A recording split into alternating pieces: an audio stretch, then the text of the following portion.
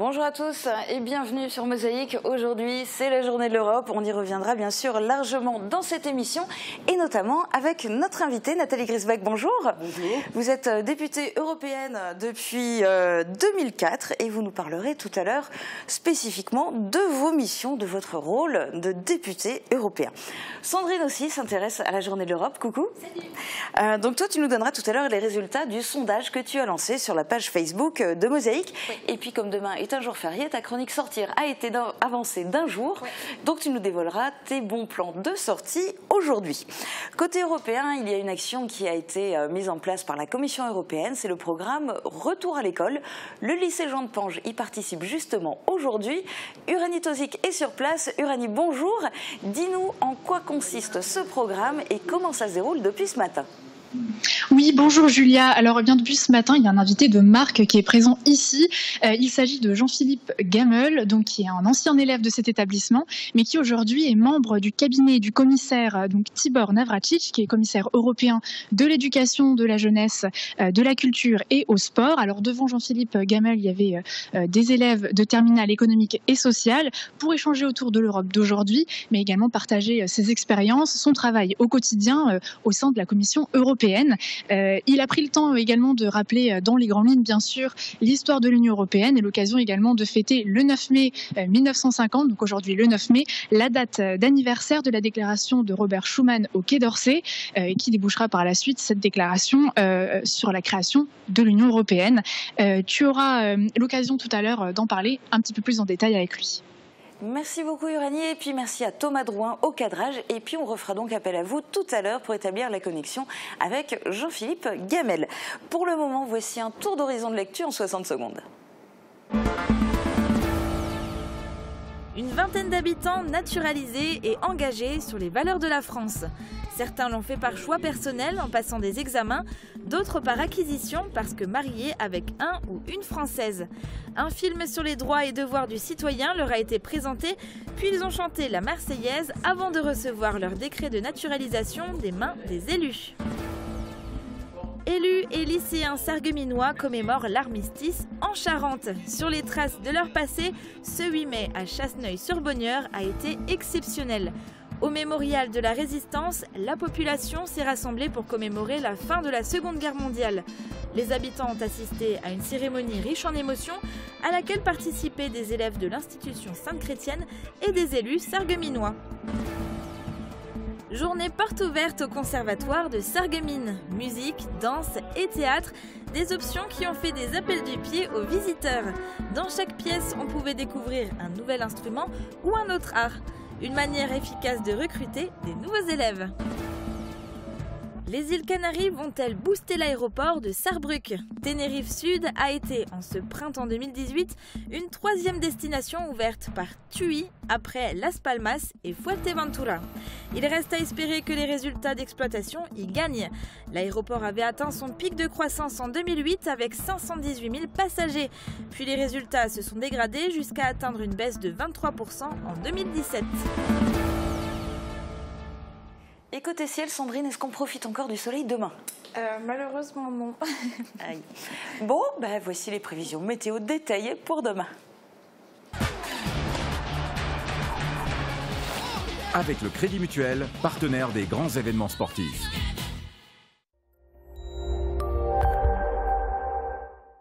Pour demain, fini le soleil éclatant, place à un ciel très nuageux, à l'origine de pluies passagères en matinée. Le risque pluvieux disparaît progressivement l'après-midi, mais le ciel conserve un aspect encombré. Le vent sera responsable du recul des températures. Cela ne se sent pas encore le matin, mais l'après-midi, les maximales ne dépassent plus les 16 à 18 degrés. Demain, nous sommes le jeudi 10 mai, nous fêtons les Solanges. Le soleil nous accompagnera de 5h55 à 21h. Je vous retrouve dans un instant pour la suite de l'émission.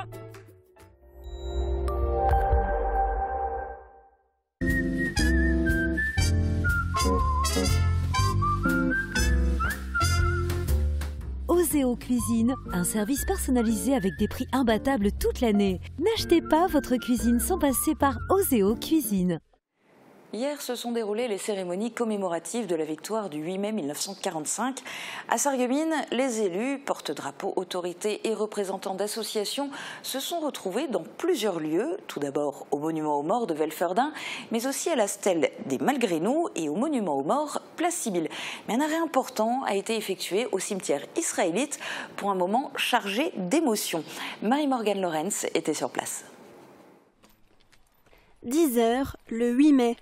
Une cinquantaine de personnes s'est réunie devant le cimetière israélite de Sarreguemines. Cette année, on célèbre le 73e anniversaire de la fin de la Seconde Guerre mondiale.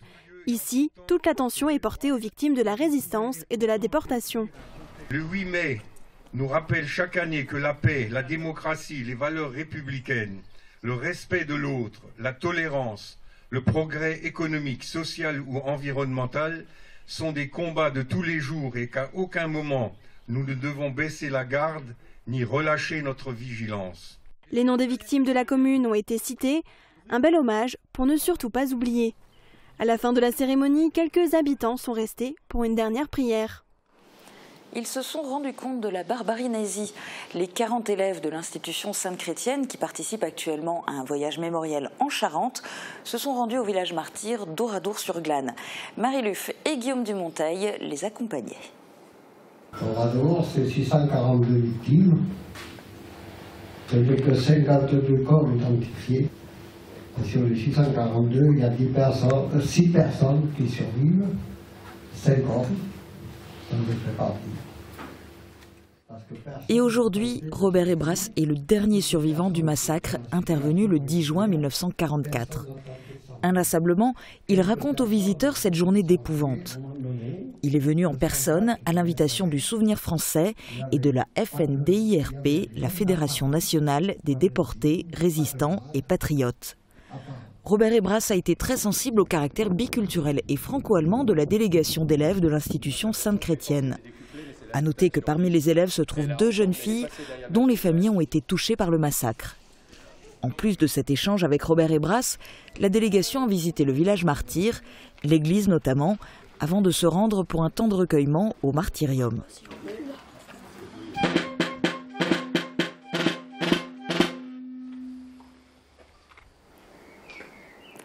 Pour certains, le 8 mai est aujourd'hui synonyme de commémoration. Pour d'autres, c'est la journée de solidarité. C'était le cas pour l'équipe du Conservatoire municipal de Sarreguemines qui a organisé des portes ouvertes hier après-midi. Les mélodies des musiciens se faisaient entendre dans la rue d'Or à Sarreguemines. Et de salle en salle, les visiteurs ont pu découvrir les différentes disciplines enseignées. Regardez.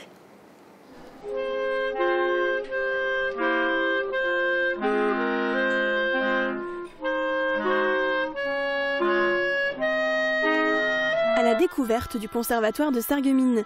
Dans chaque pièce, un nouvel instrument ou un nouvel art est enseigné. Le public se laisse porter par les différentes mélodies. Dans l'une, on présente le violoncelle, dans l'autre, la danse classique ou encore le théâtre.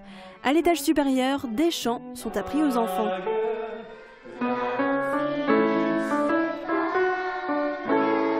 Une belle manière de faire découvrir les disciplines enseignées ici, en compagnie des professeurs et des élèves. Les enfants étaient émerveillés et se sont fait une idée du cours auquel ils aimeraient s'inscrire. Le conservatoire accueille les élèves dès 5 ans et sans limite d'âge. Pour tout renseignement, contactez le Conservatoire de Sarreguemines au 03 87 98 05 26.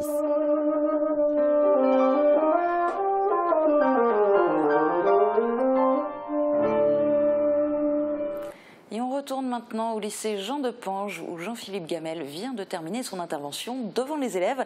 Jean-Philippe Gamel, bonjour. Bonjour. Qu'est-ce que ça représentait pour vous de revenir dans votre ancien lycée ? C'est plein d'émotions parce que ça fait exactement 35 ans que j'ai passé mon bac et depuis 35 ans je ne suis pas revenu dans ce lycée. Donc beaucoup d'émotions et beaucoup de plaisir de parler aux jeunes, de parler d'Europe aux jeunes. Alors justement, vous avez eu l'occasion d'échanger avec les lycéens. Quel est leur regard sur l'Europe d'aujourd'hui ?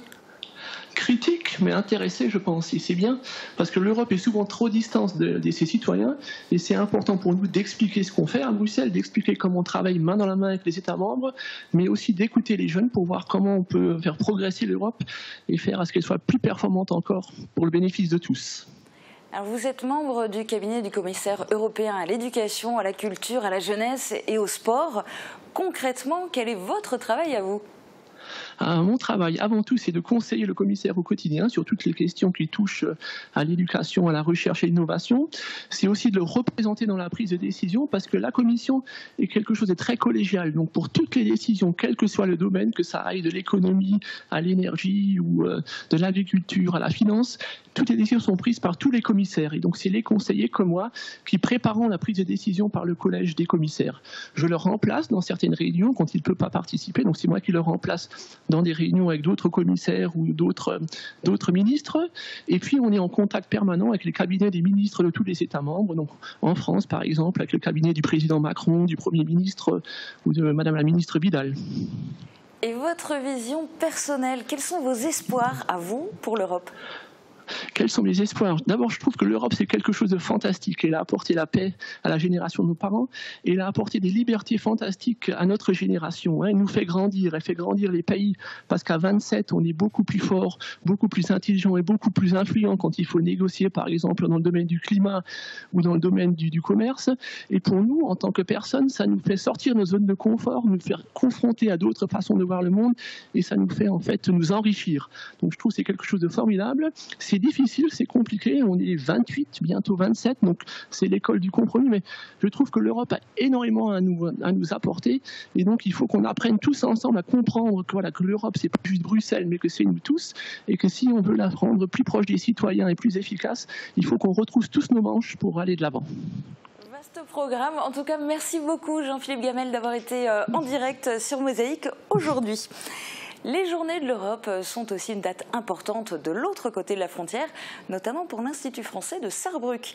C'est sous le titre « Traduire, accueillir pour une écologie des traductions et des migrations » que l'Institut a organisé des rencontres dans un lieu où l'on tout trouvé, la Villa Europa. Reportage de Thomas Drouin sur des images de Marie-Morgane Lorenz. Quelle sera l'Europe de demain ? C'est derrière ces murs, ceux de la Villa Europa, que l'Institut français de Sarrebruck organise des rencontres dans le cadre des Journées européennes de l'Europe. Dans le public essentiellement francophone, on retrouvait de nombreux étudiants de l'université de la Sarre. Le titre de ces journées annonce la couleur « Traduire, accueillir pour une écologie des traductions et des migrations ». Il est donc question de mouvement de population et de compréhension des uns et des autres. Comprendre l'autre, nous aurons l'occasion de le rappeler souvent lors des prochaines heures, prend du temps, requiert bienveillance et persévérance. Hier, Alain Montandon revenait sur l'hospitalité, une valeur fondatrice pour l'Europe. Aujourd'hui, c'est entre autres Dominique Bourg qui reviendra sur la notion de convivence. Les Journées de l'Europe continuent donc à la Villa Europa toute la journée. Tout est ouvert au public. Sandrine, on passe maintenant aux sorties du week-end avec un jour d'avance du coup, parce que tu as aussi plusieurs choses à nous proposer déjà pour demain. C'est ça, tout à fait. Et c'est férié demain, du coup il y a plusieurs associations qui vont évidemment en profiter pour vous proposer des animations. C'est le cas de l'association Sainte-Anne qui vous propose son traditionnel marché paysan à Herchin.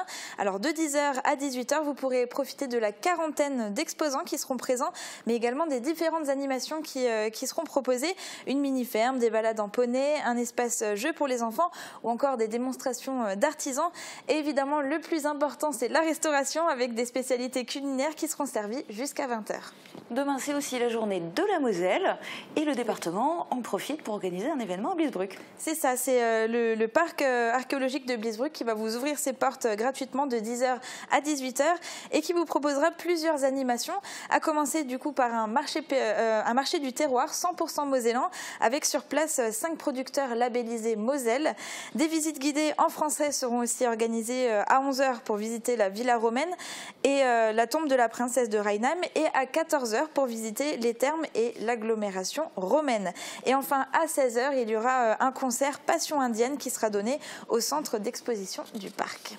Et on se tourne maintenant vers le sport. On commence avec ton sport favori, c'est le volley, tout le monde le sait.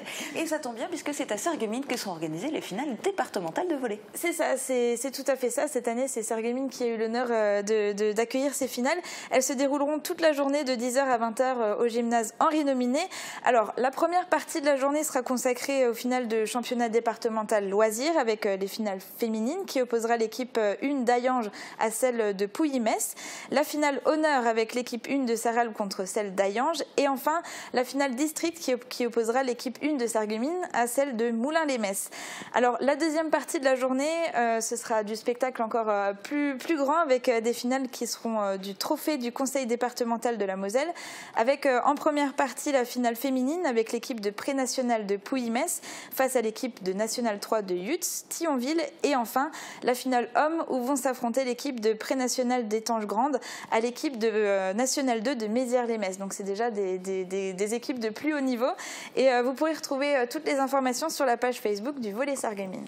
Et tout ça, et bien évidemment, et tout ça sont les événements donc qui se déroulent demain, jour férié, jeudi de l'Ascension.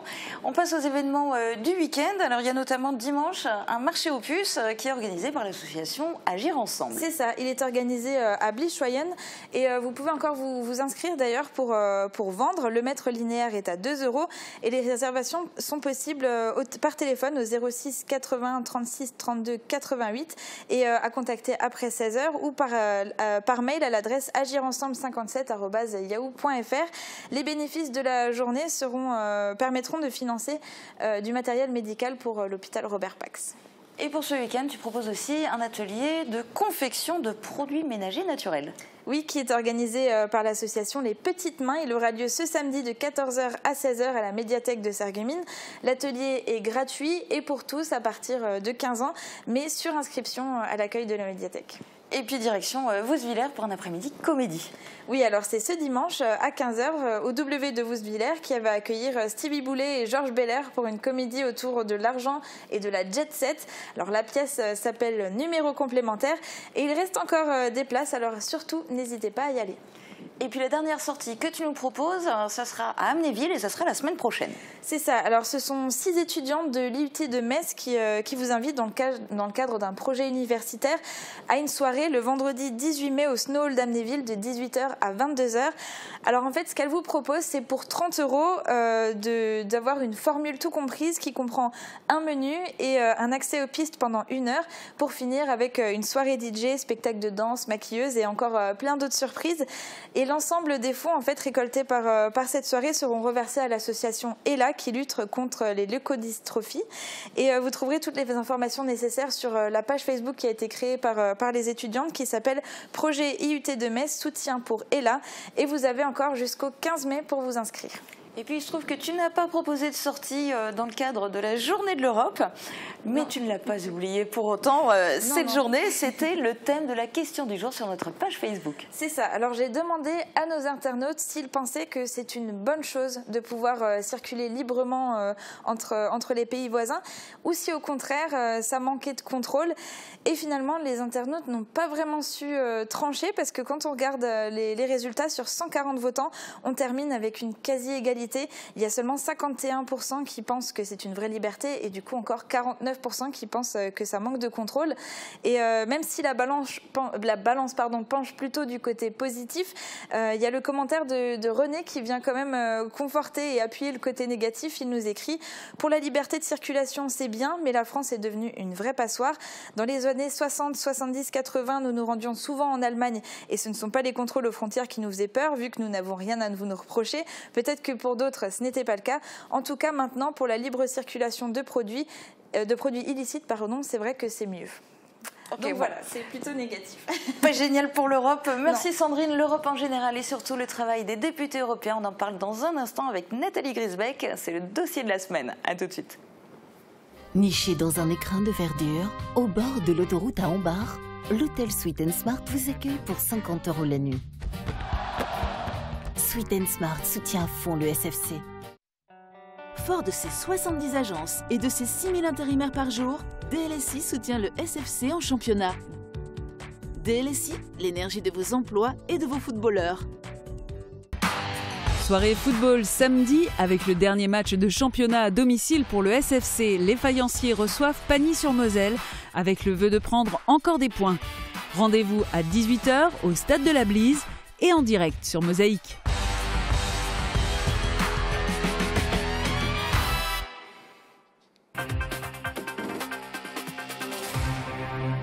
Le 9 mai, journée de l'Europe, Mosaïque a choisi de s'intéresser à ses principaux acteurs, les députés européens.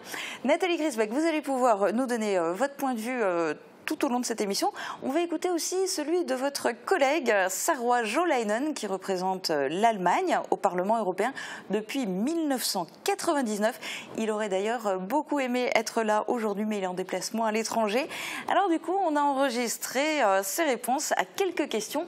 Concrètement, quel est votre rôle? Un député européen, ça sert à quoi? Jolainen a réussi à donner une réponse très condensée à cette question.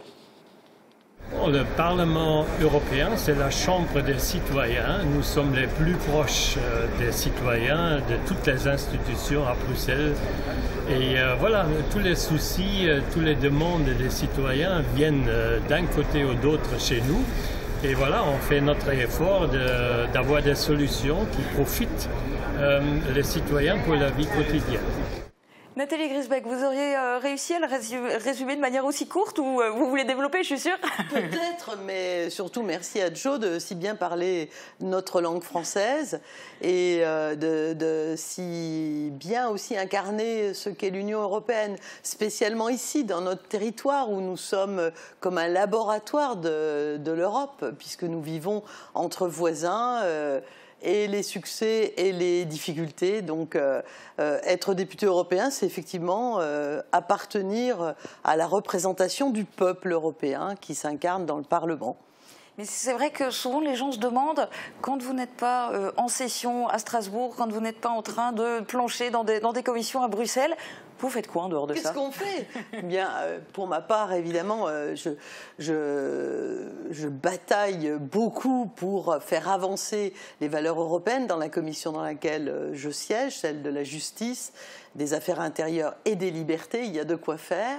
Et puis ensuite, je suis sur le terrain à l'écoute des citoyens européens que je représente et que j'essaie de représenter de manière synthétique dans leurs aspirations, dans leurs doutes.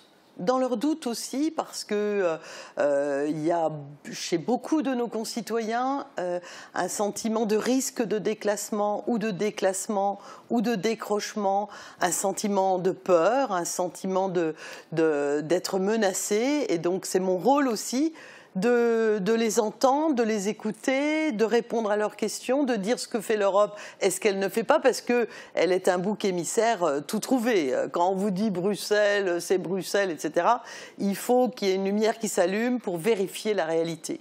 Alors, vous allez pouvoir encore compléter vos propos, mais je vous propose qu'on regarde en images un résumé avec des chiffres.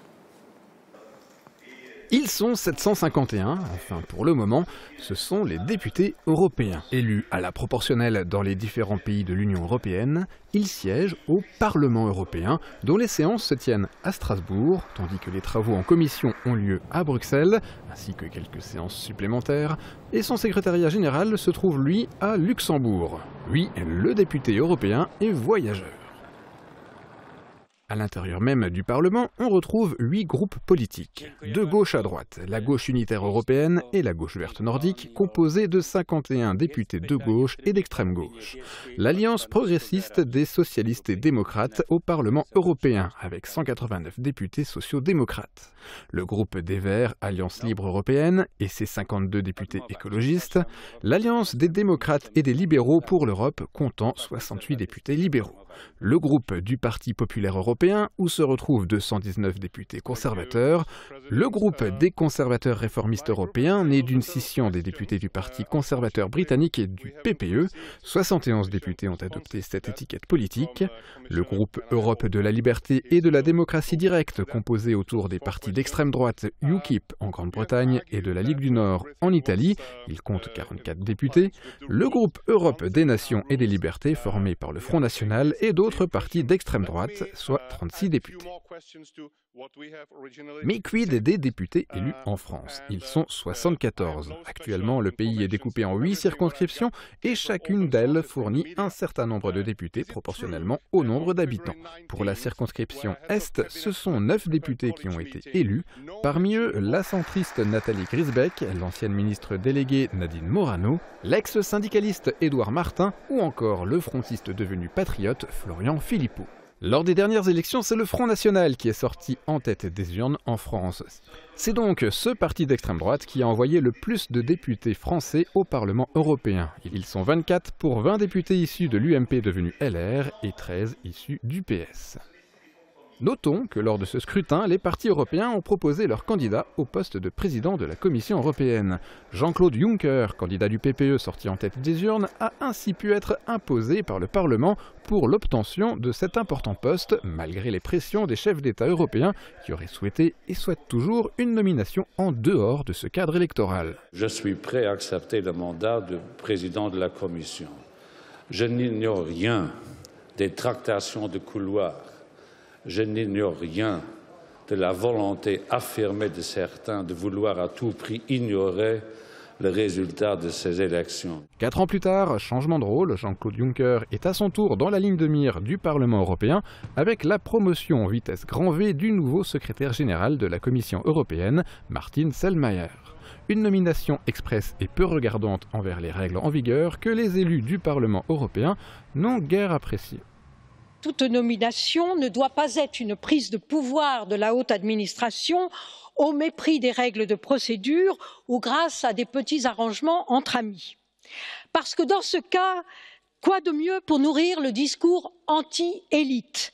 Quoi de mieux pour donner du grain à moudre aux eurosceptiques et entretenir le mythe d'une Europe technocratique dirigée derrière des portes closes? Nathalie Griesbeck, un commentaire suite à ce reportage?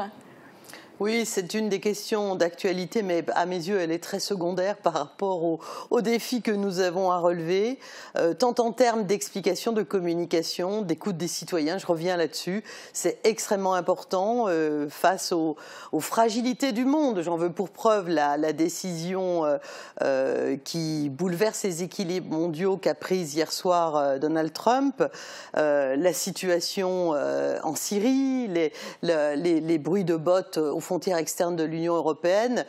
C'est un des sujets d'actualité, mais pour moi, c'est vraiment secondaire. Les défis sont bien plus importants à relever ensemble, notamment avec les quelques Français qui sont au Parlement européen. Alors, je voudrais qu'on parle aussi d'un autre aspect du Parlement européen, c'est qu'il a une spécificité, c'est le seul organe européen dont les représentants, donc les députés européens, sont élus directement par la population de chaque pays. Est-ce que du coup ça signifie plus de légitimité ? On est élu au suffrage universel direct, donc c'est une exigence pour nous. On doit être vraiment le plus possible en phase avec les citoyens. Vous avez montré une carte qui parle très très bien, qui montre le découpage de la France. La circonscription sur laquelle je suis élue, où j'étais à Auxerre il y a 3 jours, j'étais en réunion avec des citoyens à Dijon il y a 4 jours, j'étais en Champagne-Ardenne il y a 10 jours. C'est une circonscription de 8,5 millions d'habitants. Donc, pour réussir à avoir cette interactivité, c'est quelque chose de difficile et c'est quelque chose qui, moi, nourrit mon action. Je ne peux pas faire autrement, je ne peux pas respirer démocratiquement si je n'essaie pas tout le temps d'entendre ce que veulent les citoyens. Et d'autant plus qu'il y a des forces et des vents mauvais à l'international et des forces eurosceptiques qui progressent dans l'Union européenne. J'en veux pour preuve l'Italie, la Hongrie, la Pologne, la présence en Allemagne de l'AfD, c'est-à-dire de l'extrême droite, sous le dôme du Reichstag. Il y a des gens qui saluent Göring et l'action de Hitler.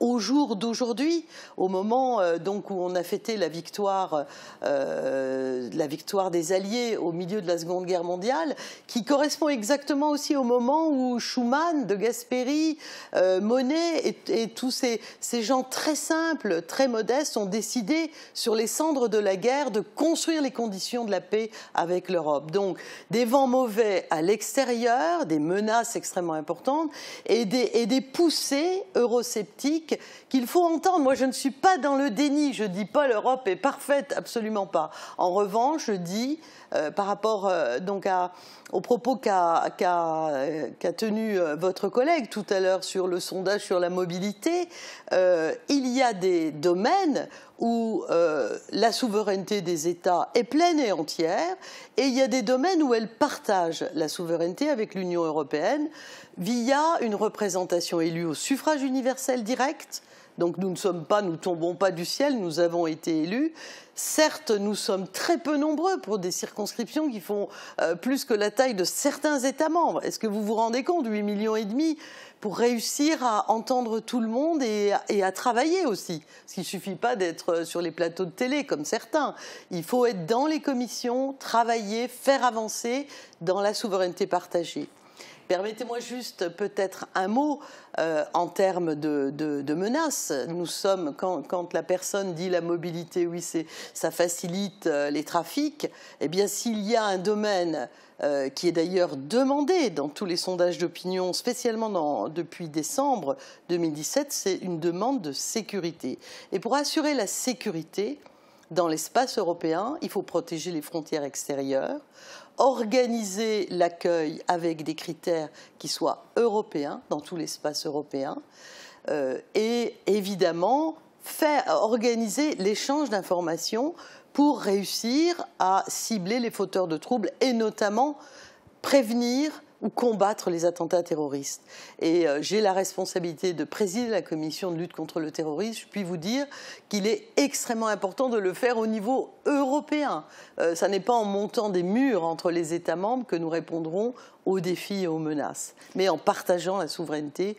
À cet égard, les informations, le renseignement, l'interopérabilité, le fichier des empreintes digitales, le fichier des casiers judiciaires, le fichier des voitures volées. Pour lutter contre le terrorisme, il faut aussi bien regarder la grande criminalité.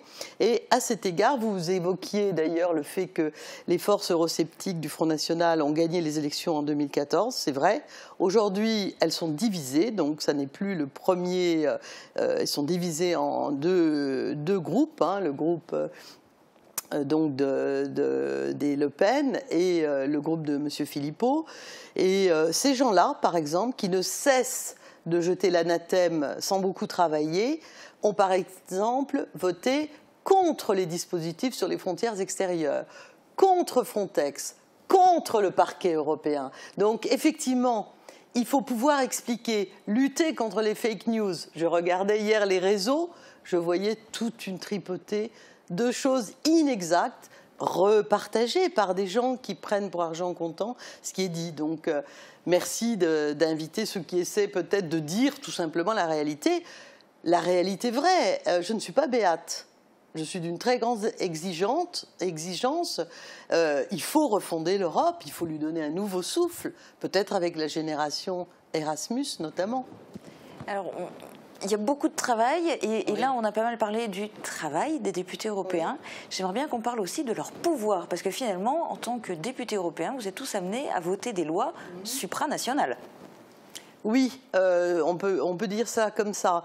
La France, elle est présente au Parlement européen, elle est présente dans la Commission européenne, qui est l'exécutif, vous avez montré le président Juncker, et elle est présente évidemment au Conseil. Simplement, le Parlement européen est co-législateur avec le Conseil, qui est la Chambre des États. Donc on doit se mettre d'accord. Moi, pour ma part, par exemple, je suis rapporteur sur le dossier de gel et confiscation des biens du crime, c'est-à-dire près de 116 milliards d'euros par an qu'on pourrait récupérer pour compenser les victimes, pour faire autre chose et pour compenser aussi les entreprises. Eh bien, je suis en discussion en ce moment, après le vote en commission parlementaire, je suis en discussion avec le Conseil, qui est aujourd'hui présidé par la Bulgarie, parce que tous les 6 mois ça change, et je discute et nous aurons un texte qui sera le fruit de l'accord entre le Conseil et le Parlement européen. Donc on a du pouvoir dans les domaines qui sont ceux que les traités nous ont donnés, à nous tous les Européens. et qui peuvent être modifiés. C'est pas facile, mais rien n'est immuable.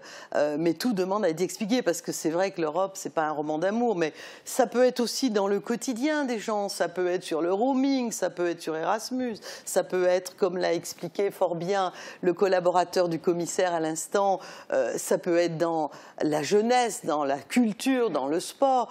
C'est pas une seule identité.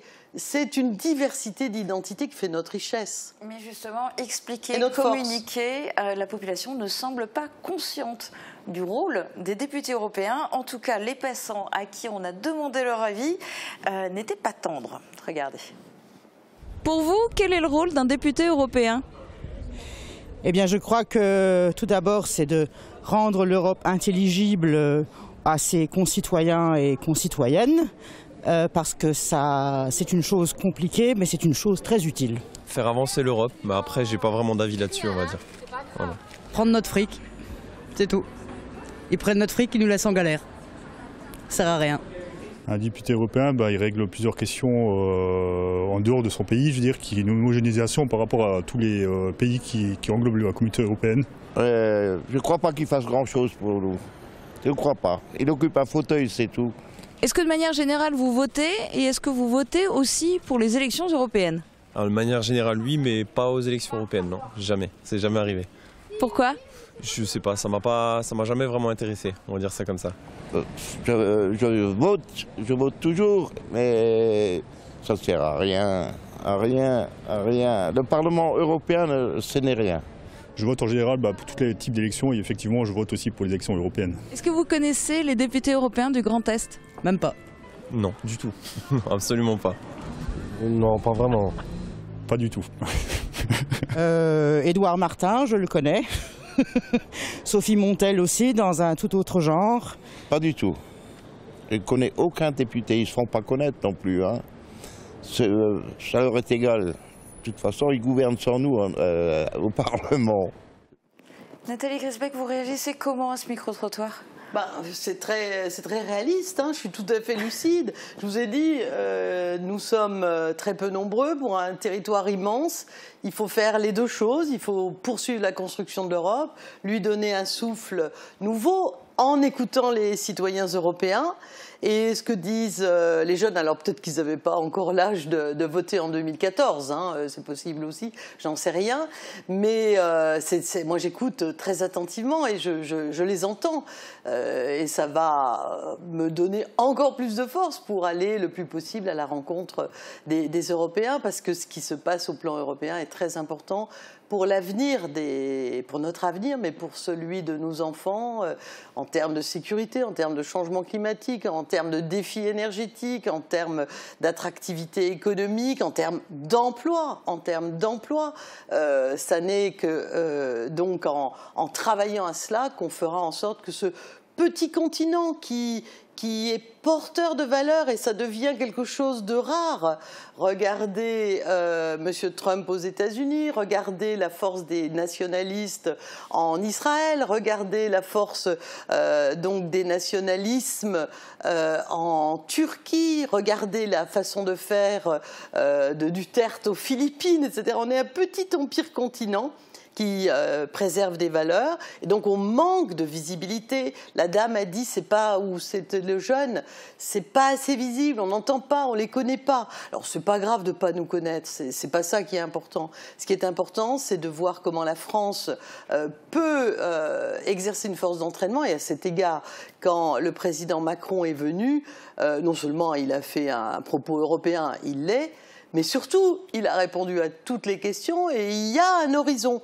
On aime ou on n'aime pas, mais il y a un horizon, il y a une volonté politique et qui est favorable à ce que l'Europe avance en termes de sécurité, en termes de changement climatique, en termes de relations avec les autres continents et notamment l'Afrique. Ce sont des dossiers qui ne peuvent pas être faits par un État seul. C'est impossible. C'est impossible. Et moi, j'aime bien cette formule qui dit que seul, on est invisible, ensemble, on peut être invincible. Donc avec notre diversité, parce qu'il y a beaucoup de gens qui pensent que être européen, ça tuerait les différences. Au contraire, j'entendais avant-hier des gens dire oui, on sera plus français. Bien sûr que si, c'est notre richesse. Moi, je me sens européenne et française et fière d'être les deux. Si on revient au regard de la population, entre, d'un point de vue purement factuel, les très forts taux d'abstention aux élections européennes, et puis de manière générale, un grand nombre de personnes, élus ou simples citoyens, qui ont tendance à dire dès que quelque chose ne va pas, que de toute façon c'est de la faute de l'Europe, est-ce que vous ressentez un désamour de la population ? Ah oui, je suis très très lucide là aussi par rapport à cela, bien sûr.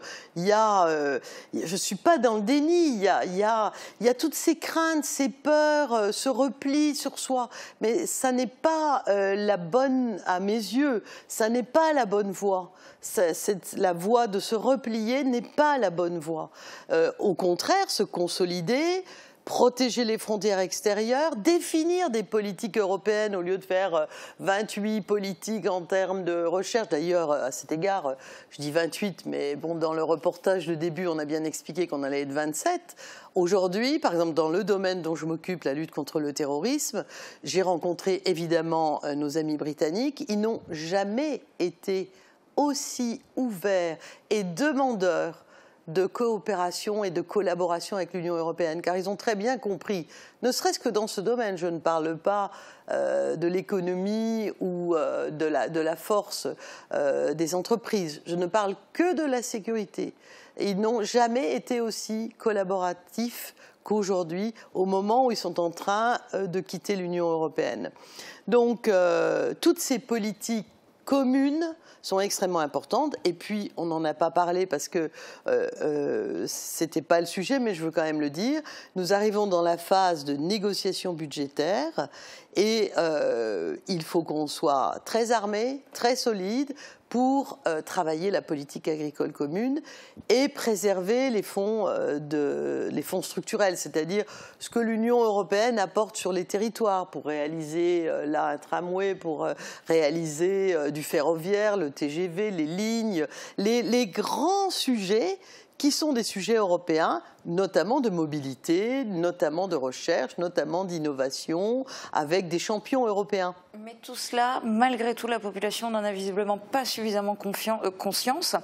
Et concernant, quelque part, le désamour, en tout cas d'une partie de la population envers les députés européens, vous allez pouvoir l'écouter, Jo Leinen, il a une toute autre explication qui, en tout cas, concerne les députés européens qui représentent la France. C'est vrai, il y a des cultures politiques très différentes dans l'Union européenne. Je veux dire, chez moi en Sarre, la plupart des gens me connaissent. Et voilà, ma circonscription, c'est la Sarre, c'est un peu, disons, compréhensible. En France, très souvent, les listes des candidatures sont décidées à Paris.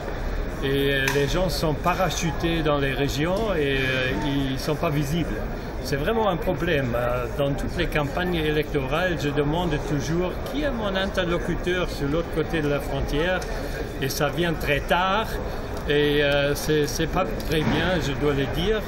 J'ai des collègues très engagés, mais j'ai aussi quelques-uns où j'ai des doutes qui font leur travail. Nathalie Griesbeck, le parachutage de candidats, est-ce que c'est effectivement une spécialité française? Et qu'est-ce que vous en pensez du parachutage de candidats? C'est vrai que c'était une tradition dans les grands partis politiques, effectivement. Moi, je ne vais pas dire de nom, mais ça amènera peut-être les téléspectateurs à aller un petit peu chercher. Je ne suis pas là pour... Il y en a eu dans tous les partis en même temps, hein.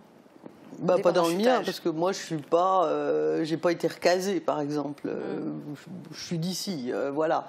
Et je n'ai pas une audience nationale. Moi, j'essaie de faire mon travail et j'essaie surtout d'être sur les 18 départements. Et c'est pas simple.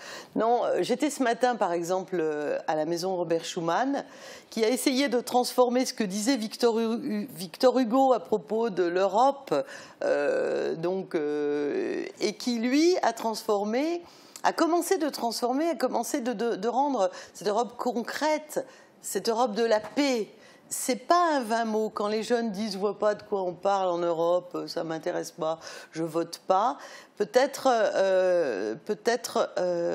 auront-ils un jour, et j'espère très proche, l'idée de la fragilité des valeurs et de la fragilité de la paix.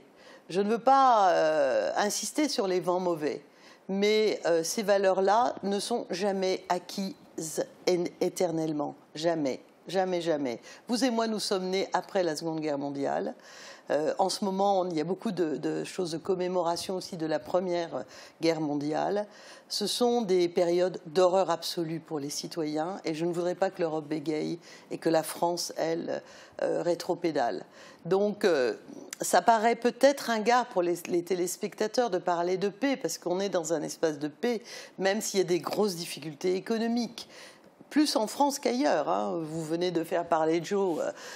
C'est pas la même chose en Allemagne. Et pourtant, ils ont eu le courage d'accueillir, Mme Merkel a accueilli 1 200 000 réfugiés. Et elle annonce qu'elle va continuer cette année, alors pas en aussi grand nombre, mais elle va continuer de répondre aux valeurs européennes auxquelles son pays a souscrit et où il y a un taux de chômage beaucoup plus bas qu'en France.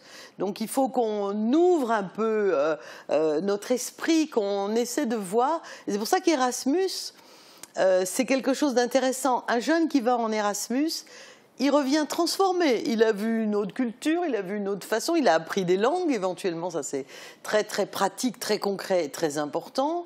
Il a une autre vision de sa vie personnelle. Et donc l'Europe, c'est une chance, ça n'est pas le problème. Mais elle doit être plus visible, plus lisible. Ils l'ont bien dit, c'est un peu compliqué. Alors évidemment, on n'est pas très nombreux. Et comme on n'est pas très nombreux, ceux qui travaillent, moi je ne suis pas là pour faire le kéké sur les plateaux de télévision comme d'autres. Je suis là pour avancer, pour travailler, pour expliquer, pour écouter.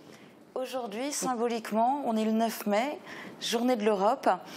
Le fait qu'il y ait cette journée de l'Europe, ça représente quoi pour vous ? Pour moi, l'Europe, c'est tous les jours. Hein. C'est pas seulement le 9 mai, mais c'est une façon de parler d'Europe et d'écouter aussi, et de le faire sous une forme non pas festive. Hein. Ce matin, moi, j'étais, donc je vous le redis, sur la tombe de Robert Schuman, d'une façon symbolique et grave, parce que c'est notre horizon, l'Union européenne.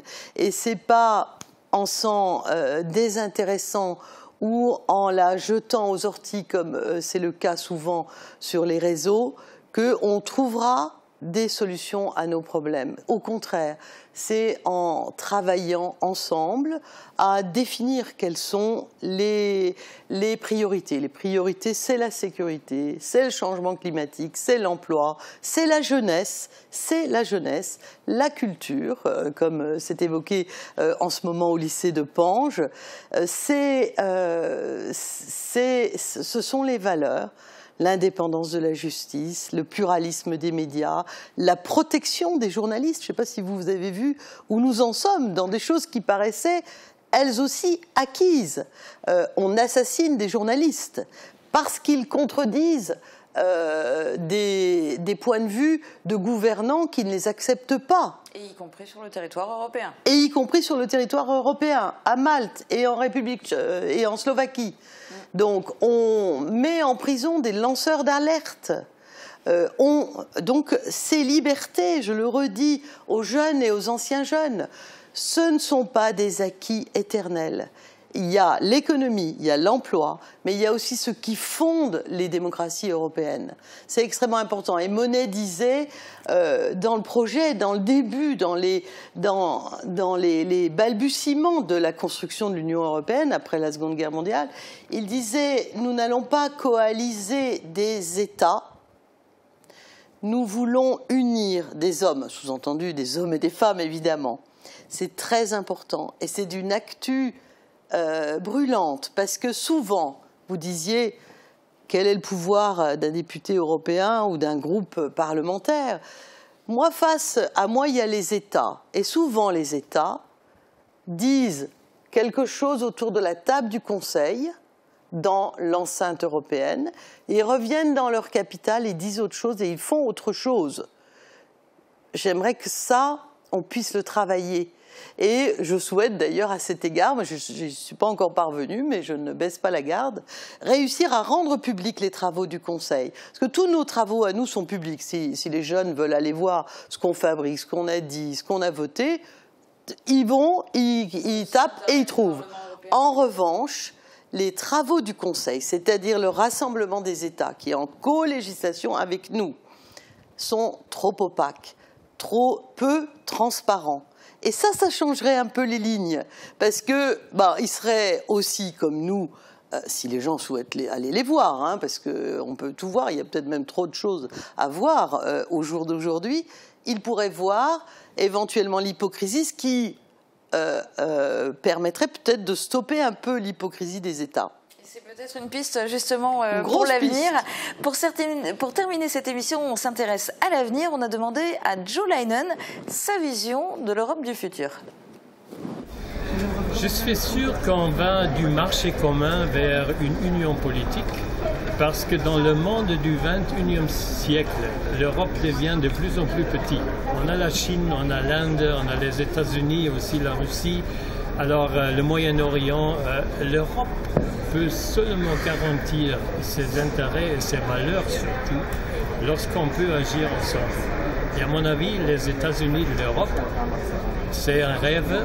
Ça ne doit pas prendre la forme des États-Unis d'Amérique, mais ça doit devenir une union politique qui défend nos valeurs et nos intérêts. Nathalie Griesbach, à votre tour, et ce sera le mot de la fin. Vous l'imaginez comment, l'Europe dans 20 ans? On n'est pas de la même sensibilité, Joe Leinen et moi, mais je partage vraiment tout à fait son propos. Bien sûr, une Europe politique, mais pour ça, il faut des hommes et des femmes qui incarnent cette Europe politique. Et à cet égard, le chef de l'État français a cette volonté, a cet horizon, je le redis. Et c'est une chance pour l'Europe, c'est une grande opportunité pour la France. Mais je voudrais ajouter au propos de Joe l'idée aussi d'avancer dans une Europe sociale, dans une Europe qui, aujourd'hui, le social n'appartient pas en tant que tel à la compétence de l'Europe, mais est dans le giron des États. Et ça, on sent pour nos concitoyens que c'est quelque chose qui n'avance pas assez vite, une harmonisation sociale et une harmonisation fiscale. Donc l'Europe politique, avec des gens qui incarnent cette Europe politique. C'est pas la Commission, c'est pas la technostructure qui doit l'incarner. Ça doit être un système démocratique et une Europe qui progresse dans l'harmonisation sociale, donc qui est beaucoup plus représentative d'une forme de peuple européen. Et c'est extrêmement, c'est la piste. Et tout ça en le faisant bien sûr à l'écoute des citoyens, sans lesquels rien n'est possible. Merci beaucoup en tout cas d'avoir été avec nous aujourd'hui sur Mosaïque et bonne fête de l'Europe. Merci. Très bonne journée à tous et à bientôt sur Mosaïque.